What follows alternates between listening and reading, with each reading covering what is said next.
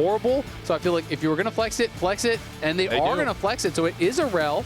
You know, one of the two kind of prime engaged supports that were left that I talked about, that and the Leona. There's not a tremendous amount of solo queue data on this pick because, quite frankly, it's not that popular. Whippo in some danger. Fudge jumps right on top of his head and contracts with a flash on top to guarantee that Whippo can't make that. And honestly, like, I don't even feel like saving a teammate is enough value. Like, you need to get kills with it, you know? And so sometimes you have to make that tough decision to just let someone die instead of just using an ulti where they're like running away and maybe barely going to survive because it just doesn't feel worth it. I really take advantage of the lead that he has here in the jungle, controlling neutral space.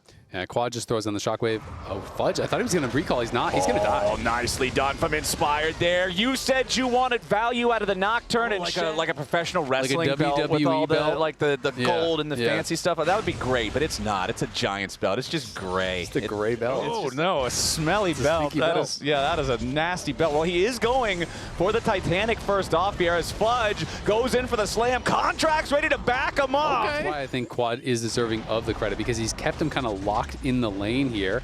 And Fudge can be able to get a good trade. He could scoop him backwards as well. Shen is coming, but so is Nocturne topside. Inspired ulti ends up just going up on the other side of the map instead, and now Whippo's going to get beat down. Feet of Warfare claimed by Shopify. And then the flashes come out from Contract, so they spent so much. And we'll see if they can actually secure this. Seo's going to look again. Okay, problem is Busio on those tornadoes, so tough to deal with. Teleport coming in, now Shopify's got to be careful. Whippo has already arrived with the Dominus ready to go. Seo's disengaging here with the Shattering Strike. His Contracts wants to try to challenge for the Drake, but it's going to be very tough. Whippo's into the back line already, looking for a ton of damage here into Palafox, who has to flash over the wall, looking to barely keep himself around. His Contract stuck in the middle of 5 players on FlyQuest, going to drop. Fly, they grab themselves the objective. They get the bonus kill. They'll find another one here onto Palafox as B-Boy and Seos are left to the wolves. And those dogs are barking. Masu in a little bit of danger here, but he ain't dead yet. B-Boy down to 300 HP. Busio trying to keep everybody away, but that was just goofy. Live instead of whatever this is. I'm clearly not. Like I'm not doing well. But FlyQuest are pretty much dead even with Shopify Rebellion in gold, no matter how you'd like to measure Flowers it. on the Oregon Trail. It's not looking good. Yeah, I think I got dysentery from the... For this mid lane mage as well, just the nature of League of Legends these days. Nice taunt flash comes out from Contracts. It sets up the seismic shove, but where's the rest of the damage? Palafox with a Weaver's Wall over the wall, needs a little bit more to finish off the kill onto Quad. They don't quite have it, and finally they get it, but it's still going to be a 1-for-1. Make it a 2-for-1 as the Super Mega Death Rocket sets it up for Inspired to knock it down. Neganar, right? They saw him actually pop that as he went to clear out the wave. Contracts is going to go! Double taunt coming out from Contracts. He grabs the bottom lane alongside Quad. A lot of damage, but not enough to guarantee a kill, and instead Inspired is going to go on a rampage as Palafox falls. Now Contracts getting stunned up without any cooldowns left to play with it. Inspired finds a nice catch on a Fudge and B-Boy both. The Xayah barely gets away with a Super Mega Death Rocket! Fudge flashes out of the way and condemns his AD carry to death. Whippo is ready to be his judge, jury, and executioner. A double kill over to Masu, and FlyQuest just slammed him.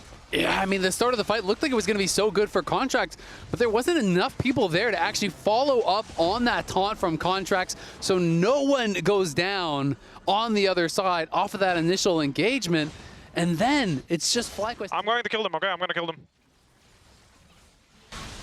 Yeah, we're back to live, and we're back to watching Otacon die. And I mean, we lose Otacon, they're on Soul Point, it's 3K advantage, the carries are really fed.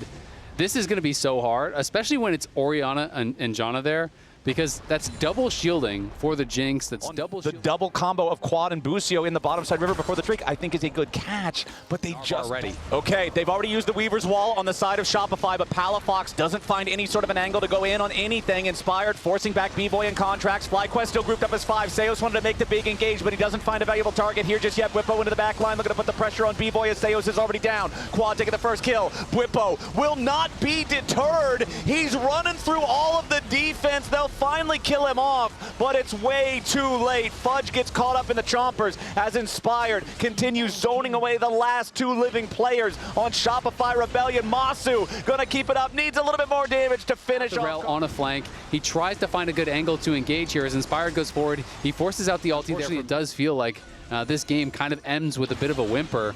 as an ineffective fight. Yeah, and Inspired doesn't even get caught by the taunt there from Contracts over the wall. There's the knock wave combo with the Super Mega Death Rocket over the top. They immediately kill Contracts and Fudge both. The front line gone on Shopify's side. Baron is on the map, and it's all but free for FlyQuest. Yeah, this is going to be impossible to defend. Bwipo is just taking a 1v2 here. Boostio's going to come over and defend him. You got Mountain Soul, you got a Janna.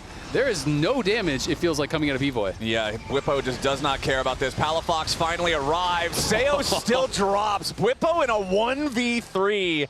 This is that limit testing that we're talking about. Yeah. He's taking the chances to see how far he can push it. Going here in mid, doing exactly what you were talking about. Bwipo is now grouping up with the team. Inspired is the separate pressure over in mid. The Weaver's wall is used to not great effect. It's going to slow down this push just slightly, but they're still going to kill the turret. That's going to get Masu excited. FlyQuest still seeing if they might be able to find some follow-up here, but the zap does not get a slow. So Inspired now just taking the chance. All right, let's keep the mid lane pushed up instead. They also used the paranoia there to stop any chance of Shopify making a move from that Weaver's wall. So Inspired, not quite the same ability to group up with the rest of the team, but he's got Fudge right next to him. He knows as long as I can see him in front of my face, there's a 4v4 over there, and my guys win it every time. And at this point of the game, you know, only 54 seconds on that ulti cooldown, so it's getting really close to actually being back up.